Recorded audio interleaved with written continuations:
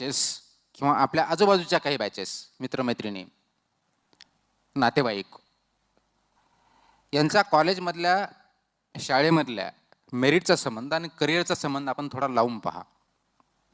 म्हणजे 10वीला मेरिटमध्ये आलेला तो 12वीला आला का, 12वीला मेरिटमध्ये आला तो ग्रॅज्युएशनला उशीर राहिला का, किंवा ग्रॅज्युएशनला गोल्ड मेडल भेटलं पण तो करिअरमध्ये किती सक्सेस झाला. याचं डायरेक्ट कोरिलेशन नाही आहे आणि युनिव्हर्सली पण नाही आहे. ही इंडिव्हिज्युअल टू इंडिव्हिज्युअल डिपेंड करतं. पण करिअरमध्ये जे कोण सक्सेस होतात ते सर्वच पहिल्यापासून हुशार असतात असं नाही आहे, किंवा पहिल्यापासून मेरिटोरियस स्टुडंट असतात असं नाही आहे. तसं जर असतं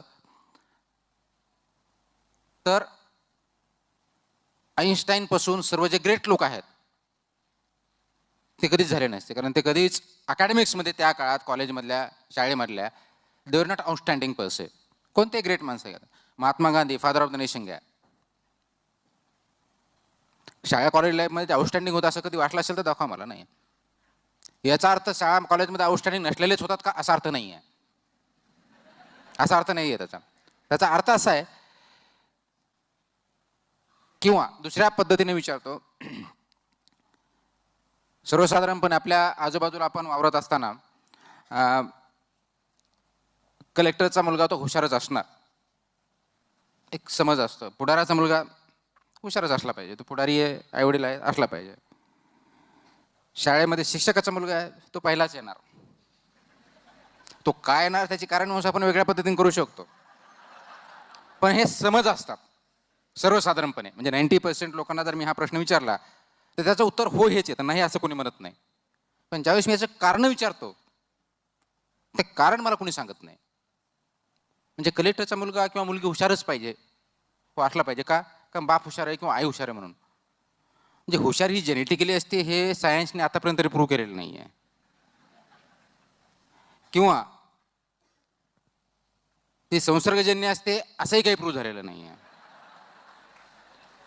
मग हे समज किंवा गैरसमज असं का आहे, ह्या डेप्थमध्ये आपण जात ना. आपण बऱ्याच वेळेस काय होतं की आपण अझम्पशन करतो सगळ्या गोष्टीचं. त्याचं कुटुंब पाहिलं सगळं शिकलेले, सगळेच मेरिटमध्ये, हाय मेरिटमध्ये, नवीन नवीन आपल्याला काही वाटत नाही, नॉर्मल आहे. त्यांच्या कुटुंबामध्ये येतात त्याच्यात नाविन्यपूर्ण काहीच नाही आहे, असं नॉर्मल. तो आला नाही तर नाविन्यपूर्ण होऊ शकतं. म्हणजे असं का, ह्या डेप्थमध्ये ज्यावेळेस विचार करतो आपण त्यावेळेस त्याचे कारण आपण शोधले पाहिजे. आणि that is where application of mind, application of efforts आपण ज्याला म्हणतो ते महत्त्वाचं आहे. आणि अनफॉर्च्युनेटली आपल्याकडे ही एक क्वेश्चन विचारायची सवय नाही. क्वेश्चन विचारायचे म्हणजे नाही ते प्रश्न आपण विचारतो, जे विचारायला पाहिजे ते विचारत नाही. राईट क्वेश्चन विचारले पाहिजेत. म्हणजे एखादा मुलगा 10वीला मेरिटला येतो, 12वीला येतो, ग्रॅज्युएशनला येतो, पहिल्यापासून तो टॉपमध्ये असतो शाळेमधून, का हा प्रश्न आपण का विचारत नाही. एक्सेप्ट की तो बॅकग्राऊंड चांगला आहे, त्या कुटुंबातला आहे, हा प्रश्न सोडून की दुसऱ्या दृष्टीने का बघत नाही. किंवा सचिन तेंडुलकरचा मुलगा आता क्रिकेटर झाला तर आपल्याला काही आश्चर्य वाटणार नाही. काय वडिलांचे गुण होते, आले त्याच्यात, काही आश्चर्य वाटणार नाही. का असं, ते आपण त्या दृष्टीने का बघतो. आणि त्या ज्यावेळेस इनडेप्थमध्ये आपण प्रश्न विचारू, इनडेप्थमध्ये त्याचा विचार करू, त्यावेळेस त्याचे उत्तर सापडतात आपल्याला. एखादा विद्यार्थी ज्यावेळेस पहिला येतो, दुसरीला पहिला येतो, 5वीला पहिला येतो, म्हणजे पहिला म्हणजे इन द सेन्स पहिल्या टॉपमध्ये आहे, what I am talking about in that league, त्या लीगमधला, हुशारमधला, तो नेहमीच का असतो, किंवा ती मुलगी नेहमीच टॉपर का असते.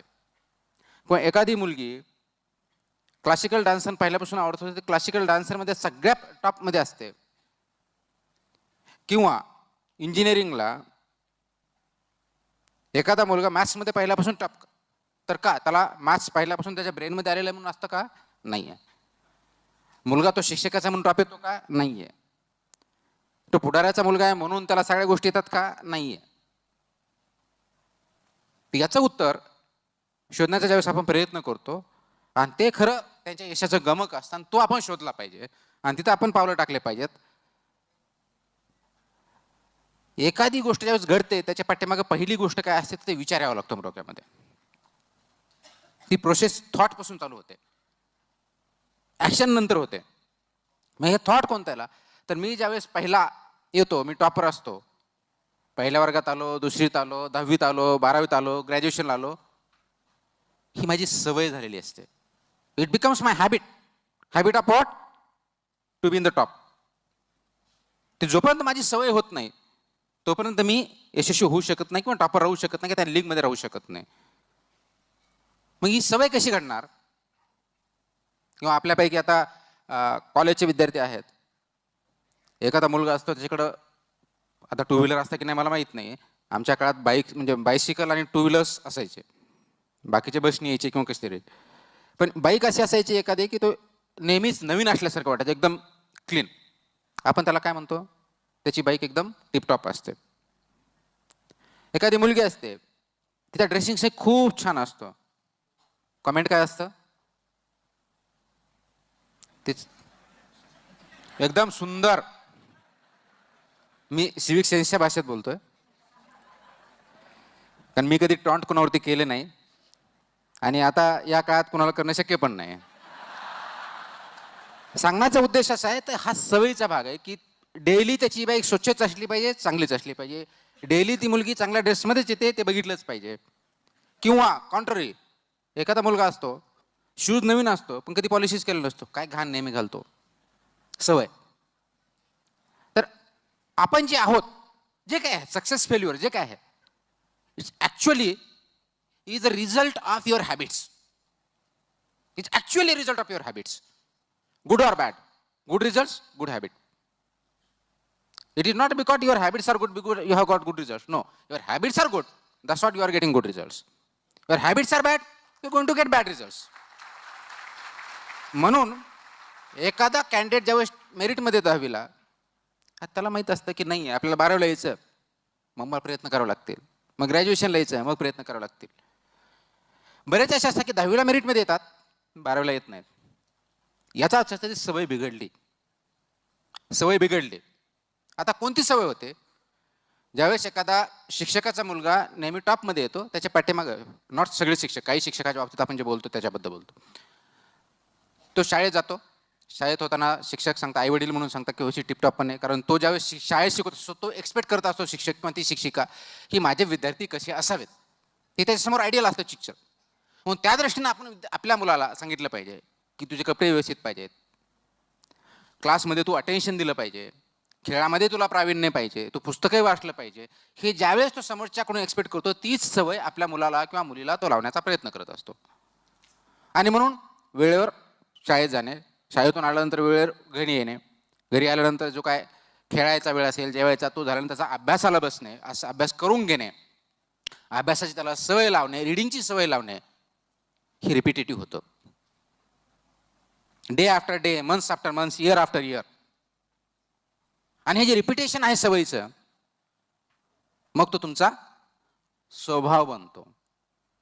सवय आणि स्वभावामध्ये फरक आहे. सवय ही एका गोष्टीची असते, स्वभाव हा सगळ्या गोष्टीचा असतो. म्हणून तुम्ही ज्यावेळेस स्टार्टिंगला म्हणलं की तुम्ही ताट मारेल, मी एका ठिकाणी ताट आणि दुसऱ्या ठिकाणी खाली, असं नाही राहू शकत. तो माझा स्वभाव पाहिजे, नाही तर मग तो स्वभाव नाही, तो माझा स्थायी भाव. What it means? याचा अर्थ एवढाच आहे, you are developing certain character. तुमची सवय असते, सवयीने तुमचं स्वभाव होतो. That is habits, habits leading to your character, building of character. Multiple habits becomes your nature and this nature ultimately is reflected in character. ज्यावेळेस आपण कॅरेक्टर म्हणतो की तुमची संस्कृती अशी आहे, म्हणजे नेमकं काय? तुमचं डे टू डे गोष्टी, अगदी एंड टू एंड, चालण्यापासून, बोलण्यापासून, वागण्यापासून हे होतं. ही सवय चांगल्या लावल्या, त्याचे परिणाम चांगले होणार आहेत. आणि म्हणून ज्यावेळेस अभ्यास करायचा आहे सिव्हिल सर्व्हिसेसचा किंवा कोणत्याही स्पर्धा परीक्षेचा, मी ग्रॅज्युएशनचं बोलत नाही, आणि त्याला कारण आहेत, कारण ग्रॅज्युएशन लेवलपर्यंत आपला बघण्याचा दृष्टिकोन हा वेगळा असतो. आपण ज्यावेळेस फॉरेन कंट्रीजमधलं एज्युकेशन बघतो, पर्टिक्युलरली US किंवा युरोपियन युनियनमधलं, आणि त्याला टॉप 20 किंवा आयव्ही लीग US मध्ये ज्याला म्हणतो, का तुमच्यापैकी काही जणांना ते माहीत असेल, इंजिनिअरिंग कॉलेज किंवा याच्यामध्ये, त्याचे क्रायटेरिया ज्यावेळेस बघतो ते वेगळे असतात, आपल्याकडे वेगळे असतात. म्हणून ग्रॅज्युएशनला किंवा 12वीला आपण गोकणपट्टी करणं, प्रेडिक्शन करणं, प्रेडिक्शनच्या आधारे प्रश्नाच्या आधारे उत्तर, आणि ते येणारे ते प्रश्न, हे टॉपिक येणार तेवढे करायचे, तेवढ्याच उत्तर लिहायचं, उत्तर लिहिलं की मार्क भेटणार, मार्क भेटले की आपण टॉपमध्ये येणार. हा जनरल ट्रेंड आहे, हा जनरल ट्रेंड आहे. आणि म्हणून आपल्याकडचे प्रोफेशनल कोर्सेसचे विद्यार्थी, मग ते मेडिकलचे असतील, इंजिनिअरिंगचे असतील, अगदी BA असतील, सायन्सचे असतील, ते तिकडे सक्सेस का होऊ शकतात? इव्हन फॉर दॅट मॅटर IITचे असतील, फॉर दॅट मॅटर आपल्या IITs टॉप 100मध्ये कधी असल्याला दिसल्या नाही, किंवा टॉप 100मध्ये कोणतीही युनिव्हर्सिटी इंडियामध्ये आपल्याला दिसलेली नाही. वर्ल्डच्या रँकिंगच्या दृष्टीने बोलतो. इंडियामध्ये IIT IIS हे चांगलं आहे, त्याच्याबद्दल दुमत नाही, म्हणजे तुम्ही इंडियाशी कम्पेअर करताय. पण जगामध्ये ज्यावेळेस कम्पेअर करता, we are never in top. त्याचं कारण असं आहे की नेचर वेगळं आहे. तिचं application of what you learn, activity based learning याच्यावरती फोकस असतो. आपल्याकडे रोट लर्निंग आहे, थिअरिटिकल. म्हणून आपण काय करतो, KG मध्ये मुलगा गेला की त्याचा पाडे किती याच्याशी पुसरकी मारतो. माझा 4 वर्षाचा मुलगा, त्याला 10वीचा पाडा येतो. अत्यंत मूर्खपणा. त्या काळात त्यांनी ॲक्च्युली चालायचं कसं, बोलायचं कसं हे शिकलं पाहिजे. त्यावेळेस तुम्ही त्याला धडे शिकवताय, हा मूर्खपणा आहे. कारण तुम्हाला चालता आलं नाही, बोलता आलं नाही आहे, तर ते शिक्षणाला काही अर्थ राहणार नाही आहे. म्हणजे पेन कसा धरायचा ही ताकद यायच्या अगोदर तुम्ही त्याला लिहायला होता, हा मूर्खपणा आहे. म्हणजे आपल्या अंगणवाडीचा उद्देश काय होता, किंवा प्री अर्ली चाइल्डहूड एज्युकेशन ज्याला म्हणतो ECE, किंवा आपल्याकडे आता KG वगैरे, त्याचा उद्देशच आहे की तुमचे मोटर ऑर्गन्स हे व्यवस्थित व्हावेत, चालता व्यवस्थित यावं, बोलता व्यवस्थित यावं, इंटरॅक्शन करता यावं. दिस इज व्हॉट इज एक्सपेक्टेड. करतो काय, अंगणवाडीत केलं की झालं, अल्फाबेट सुरू, सर्कल सुरू, हे शेप सुरू, हे ॲनिमल सुरू. No. And that is wait. Same way आपलं ग्रॅज्युएशन पोस्ट ग्रॅज्युएशन पण चालू राहतं, सेम वे. आता मला माहीत नाही तर तुमच्या कोणत्या इंजिनिअरिंगमधल्या कोणत्या विंग्ज आहेत. ऑल सगळे आहेत. ओके. मी आर्ट्सचा विद्यार्थी, त्याच्यामुळे इंजिनिअरिंग मला काय जास्त माहीत नाही आहे. पण ज्यावेळेस समजा एखादा कम्प्युटर इंजिनिअरिंग आहे सगळे तर, किंवा ITचा पार्ट आहे, तुम्हाला प्रश्न विचारला तर ॲट द मोस्ट काय विचारणार, what is artificial intelligence, how can it contribute, right, किंवा डेव्हलपमेंटमध्ये वगैरे वगैरे ह्या प्रकारचे प्रश्न विचारले जाते. ते विचारले जातात की मला माहीत नाही, इंजिनिअरिंगचा मी विद्यार्थी नाही आहे म्हणून. US मध्ये ते जर तुम्ही IT कंपनीत गेला, म्हणजे युनिव्हर्सिटीत गेला, ते तुम्हाला हा प्रश्न विचारणार नाहीत. They will ask you to do it. They will ask you to do it. म्हणजे आज NDTVच्या बातम्या ऐकताना आपण ऐकतो what is the latest breaking news, ते कोणता त्याच्यावरती लगेच सांगता की टेल मी का म्युझिक ॲडव्हर्टाईज येते आजकाल. That is artificial intelligence. ते तुम्हाला तिथं करावं लागतं. आपल्या इथं ग्रॅज्युएशनला व्हॉट इट कॅन कॉन्ट्रीब्यूट हे थिओरिटिकल झालं. स्पर्धा परीक्षेमध्ये एक्झॅक्टली दिस इज देअर. आणि मी स्पर्धा परीक्षा म्हणजे सिव्हिल सर्व्हिसेस लेवलचं बोलतो, NDAची असेल किंवा कोणत्या असेल, ऑलमोस्ट थोड्याफार फरकाने depending on the nature of the exam exactly ते असतं. तिथे हे विचारलं नाही व्हॉट इज आर्टिफिशियल इंटेलिजन्स, हे नाही विचारणार. Leading to unemployment in India, this will be the question. म्हणजे स्पर्धा परीक्षेचा किंवा UPSCचा प्रश्न असेल तो असा असेल. मग तो आर्ट्सवाला विद्यार्थी किंवा मेडिसिनचा विद्यार्थी की इंजिनिअरिंगचा, नो डिस्क्रिमिनेशन. आर्टिफिशियल इंटेलिजन्सचा एम्प्लॉयमेंटमध्ये इंडियाच्या नेगेटिव्ह परिणाम होईल याच्यावरती भाष्य करा. आणि हा प्रश्न 2 मार्कासाठी असू शकतो, 20 मार्कासाठी असू शकतो, 60 मार्कासाठी असू शकतो. आणि हे तुम्हाला लिहिता आलं पाहिजे. आता तुम्ही आर्टिफिशियल इंटेलिजन्सवरती भरपूर काही वाटलं, त्याचा अल्गोरिदम तुम्हाला करता येतंय, पण डेव्हलपमेंटच्या दृष्टीने त्याचं कशी ॲप्लिकेशन ऑफ माइंड केलंच नाही, विचार केलाच नाही, तर you are not good for this service. म्हणजे तयारी करायची आहे स्पर्धा परीक्षेची, ती ग्रॅज्युएशनच्या किंवा PGच्या दृष्टिकोनातून करायची नाही. तर पहिली गोष्ट तुम्हाला जी लक्षात ठेवायची आहे, स्पर्धा परीक्षा कोणती, मी UPSCच्या बाबतीत बोलत नाही, एनी कॉम्पिटेटिव्ह एक्झामिनेशन, एनी, मग ती MPSCची असेल, PSIची असेल, NDAची असेल, आर्म फोर्सेसची असेल, बँकिंगची असेल, सिव्हिल सर्व्हिसेसची असेल, एनी, तर ते पहिलं ती परीक्षा कशासाठी घेतली जाते हे वाचा अगोदर. अनफॉर्च्युनेटली आपण ते कधीच वाचत नाही, अगोदर ते वाचा. आणि म्हणून UPSCचा किंवा सिव्हिल सर्व्हिसेसचा तुम्ही जर त्याचा ऑब्जेक्टिव्ह वाटलं तर त्याच्यामध्ये त्यांनी क्लिअर लिहिलेलं असतं, this exam is not to test your knowledge, this is to test your ability. तुमची ॲबिलिटी चेक करण्यासाठी ही एक्झाम घेतली जाते, नॉलेज चेक करण्यासाठी नव्हे. का? कारण प्रिलिम एक्झामला तुमचं नॉलेज चेक झालेलं आहे. प्रिलिममध्ये जे पास झाले याचा अर्थ you are having sufficient knowledge, संपलं. आणि ते मार्क मेरिटमध्ये काउंट होत नाहीत. त्यासाठी ते होत नाही, त्याचं कारण ते एक तुम्हाला स्क्रीनिंग टेस्ट आहे, त्या स्क्रीनिंगच्या तुम्ही वरती आहात, म्हणजे यू आर केपेबल. सरळ त्याचा अर्थ तेवढा आहे. मेरिटमध्ये कोण येतं, मेन्स आणि इंटरव्ह्यूचे मार्क्स कंबाईन टुगेदर, म्हणजे मेन्स क्वालिफाय झाला तर इंटरव्ह्यू आणि दोघांच्यामुळे मेरिट लिस्ट होते. हे ते का ठेवले, कारण तुम्ही बेसिक मिनिमम लेवल आहात, हे प्रिलिममध्ये झालेले म्हणून ते बाजूला तुम्ही काढले. त्या स्क्रीनिंगमधले जे काही टॉपचे 1000, 10,000, 2 लाख जे काय असतील त्याच्यामधून तुम्ही जी ॲबिलिटी त्या पोस्टच्या योग्य, ज्यासाठी ती ॲडव्हर्टाइजमेंट दिलेली आहे, ही चेक करण्यासाठी परीक्षा घेतली जाते. मग प्रश्न कसा असतो? महात्मा गांधी याच्यावरती 2 मार्काचा 20 शब्दात प्रश्न लिहायचा असतो उत्तर. 200 शब्दात 20 मार्काचा लिहायचा असतो. 10 शब्दात 100 शब्दात लिहायचा असतो. आणि 60 मार्कामध्ये महात्मा गांधीवरती 600 शब्दात लिहायचा असतो. किंवा 200 मार्काचा एसे असतो महात्मा गांधीवरती, याच्यापैकी तुम्हाला काहीही लिहिता आलं पाहिजे. ही अबिलिटी झाली. महात्मा गांधी आपण सगळ्यांनी अभ्यास केलाय. त्या दिवशी जन्मले, हे केलं, ते केलं, सगळ्यांना हिस्ट्री माहिती आहे, कारण आपल्या father of the nation history सगळ्यापासून. मग सगळ्यांना सारखे मार्क पडतात का? नाही. का? कारण मी आता जर प्रश्न विचारला महात्मा गांधी 2 मार्कासाठी का लिहिणार, तर 90% उत्तर हेच येणार. 2 ऑक्टोबर 1969 जन्म झाले. त्यांनी सत्याग्रहामध्ये भाग घेतला, भारतास स्वातंत्र्य मिळवून दिले, ह्या डेटला हे झाले, संपले. याच्यापेक्षा जास्त नाही, कारण 20 शब्द तुम्हाला लिहायचे. याला किती मार्क भेटतील? अर्धा सुद्धा भेटणार नाही. अर्धा सुद्धा भेटणार नाही. का? त्याचं कारण असं आहे, महात्मा गांधीचं कॉन्ट्रीब्युशन तुम्हाला 20 शब्दात लिहिता आलं पाहिजे. त्यांचा जन्म नाही विचारला, सगळ्यांना माहिती आहे, त्यासाठी मार्क कशाला पाहिजेत?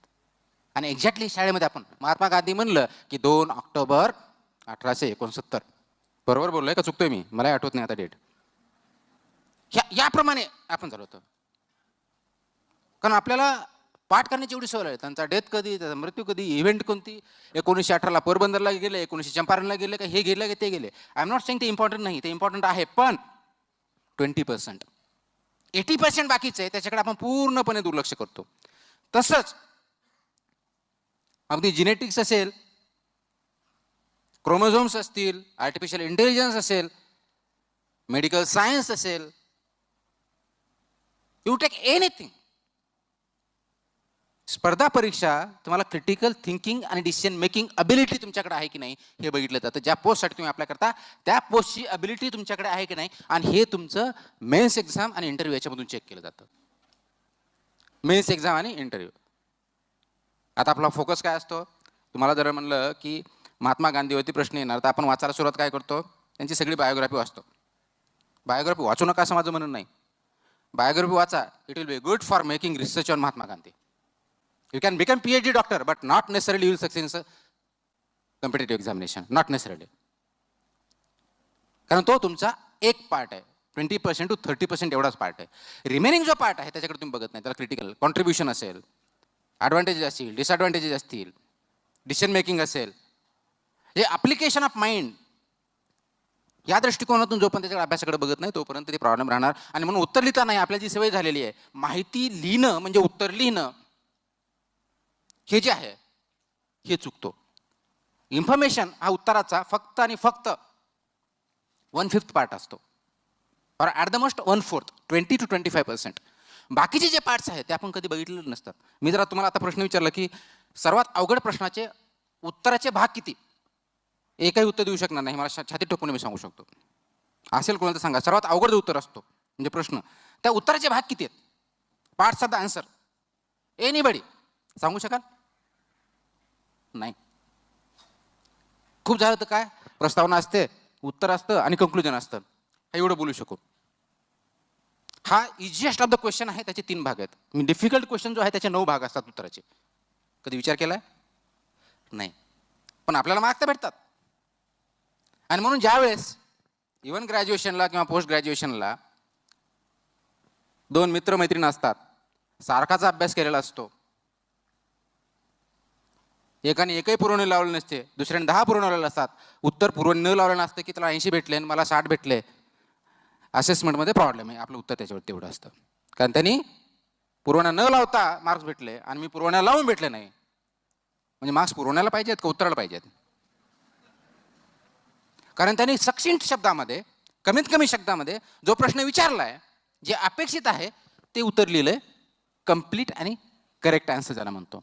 आपण उत्तर लिहितो, कम्प्लीट अँड करेक्ट लिहित नाहीत. एक तर ते इनकम्प्लीट असतं किंवा इनकरेक्ट असतं किंवा दोन्ही असतं.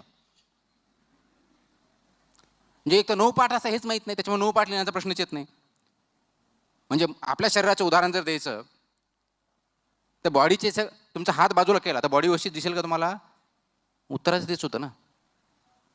तुमचे तर हातच लिहित नाही, कधी पायच लिहित नाही, कधी कधी तर डोकंच लिहित नाही, मग कसं होईल?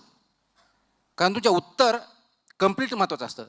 तशी तुमची बॉडी आहे ते कम्प्लीट असेल तर योग्य आहे, नाही तर त्याला आपण काय म्हणतो, लुळा पांगळा, डिसेबल्ड, तसं उत्तर तुमचं आहे डिसेबल्ड. आता डिसेबल्ड असेल तर जेवढे पार्ट्स असतील त्याच्यापैकी मार्क्स पडतील. 9पैकी 5 मार्क्स पार्ट लिहिले तर 5 पैकी भेटतील. म्हणजे पर्यायाने तुमच्या 20 पैकी तुम्हाला 5 मार्काचा असेसमेंटच होणार नाही, 15 पैकीच होणार. त्याच्यापैकी जे कमी पडेल ऑटोमॅटिक तुमचे मार्क कमी कमी होत जातील. सांगायचा मुद्दा एवढा आहे की ग्रॅज्युएशन पोस्ट ग्रॅज्युएशन हे करताना आपण जे इन्फॉर्मेशन घेणं, इन्फॉर्मेशन गोळा करणं जे बघतो तिथं थांबतो. स्पर्धा परीक्षेचा अभ्यास इथून पुढे सुरुवात होतो. Information gathering is first step, but there are many steps to be followed. Information to be converted into knowledge and knowledge to be converted into ability. ही जी प्रोसेस आहे ही स्किल तुम्हाला डेव्हलप करावं लागणार आहे आणि ती स्किल केली त्याच्या आधारे तुमची असेसमेंट होते.